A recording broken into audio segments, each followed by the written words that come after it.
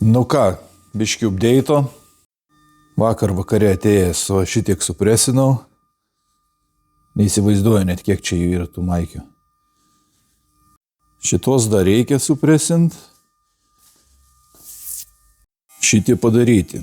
Žodžiu, nusipirkau aš tokį industrinį malūnėlį. Su tokiu šlangą, kad trauktų visus tos kvapus, kaip presinį ir tiesiai į lauką, bet nelabai man jisai patinka. Žodžiu, neturi jis jokio kontrolerio, kad jo greitį galėtum statyti.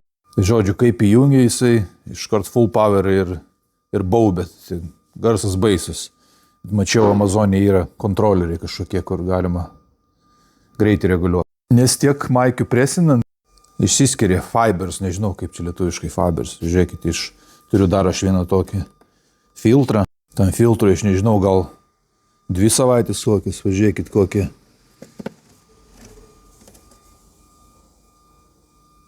Matot, kaip skraido net.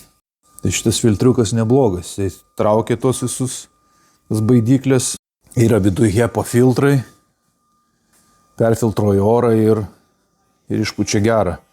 Bet tik tai, kad jisai per mažas visai mano šitai erdvei perkošt orą. Tai jų galėčiau, aišku, daugiau nusipirkti, bet tik tai, kad jie brangus yra apie 4,5, gal 100 vien šitas kainuoja.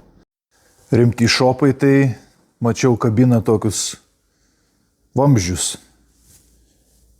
Viršui nuo tie vamzdžiai veda per sieną į lauką su dideliu malūnu tokiu. Ir prie kiekvienos tokios station uždedi tą hudą tokį, kur į viršų kai eina ar garai, ar kažkokios tai mikro kažkokie tai elementai tiesiai sutraukia ir per tą vamzdį tiesiai į lauką. Nu, bet čia žiūrėjau, tai tokie kainuoja nuo 10 iki 15 tūkstančių, va, tokios sistemos. Aišku, reikėtų, bet vėliau biški. Šiaip orai gerėja, tai aišku, ir žmonės maikutės pradėjo rimčiau pirkt.